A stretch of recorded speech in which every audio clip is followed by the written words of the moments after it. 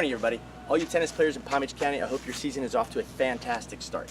I know the matches are underway. Many of you are out there competing hard, working hard, playing great tennis, learning new things, and it's so exciting for all of us. So one of the things I wanted to talk about today is, assuming most of you are playing doubles, the goal in doubles is to try to get to the net. There's a little bit of confusion on how exactly to get there. So in this video, I'm going to talk to you a little bit about that. Okay, everybody, so let's get right to it. What kind of ball do you come in on in doubles? Well, if you or your partner receives a short ball, use that as an approach shot, and we're going to come in. That's the obvious one.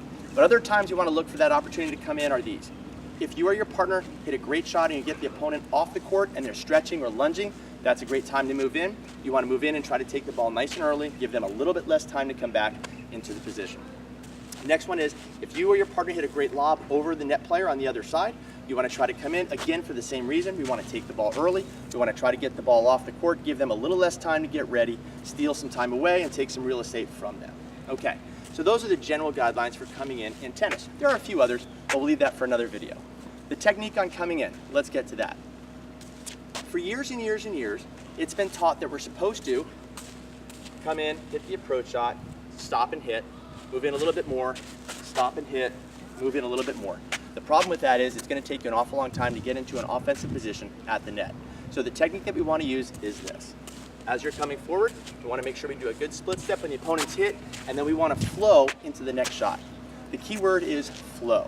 We don't want to stop, we don't want to lose momentum.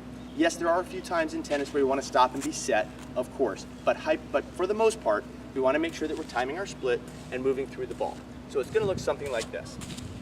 I hit my approach shot, I come in, I split, and I keep flowing into the court.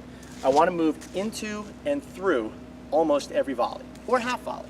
Again, the key part here is to make sure you time your split step well. That will get you to check your balance, read the shot, and then continue to flow forward. It'll look something like this again. If I'm hitting a backhand, I hit my approach shot, I come in, split, and I continue to move forward, trying to take the ball at the highest level possible and as early as I can, to try to get myself again into a good offensive position on the court, okay? So I hope you guys enjoyed today's tip. It's very important when you're out there on the doubles court to make sure that you're maximizing the time that you're spending out there on the court. And lots of people have great advice and tips and that sort of thing, but be very careful on who you're receiving tips from, okay? So the age-old advice, don't ever take advice from people you don't want to be like, that's probably true.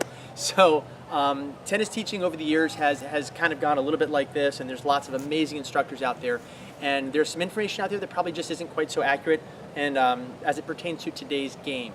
So again, as you're watching these videos and other instructional videos and even just the pros, I want you guys to take note at what do the pros do the best and what do they not do that you've heard should be something you're doing. For example, as we just talked about, moving into and through the volleys. There are other things that are important too. You know, in days of yesteryear, it was important to step across and do all that sort of thing out of ground stroke, and the game has changed. So as the game has evolved, it's gotten a little bit faster. Technology has changed rackets and balls. So it's very important to make sure that you stay modern, you stay current, and you continue to look at the cutting edge of the way tennis is being taught. And so the pros that are out there playing on the tour basically lead how the instructors are teaching the game. So if you want to make sure that you're in good company, check out what the pros are doing on the court.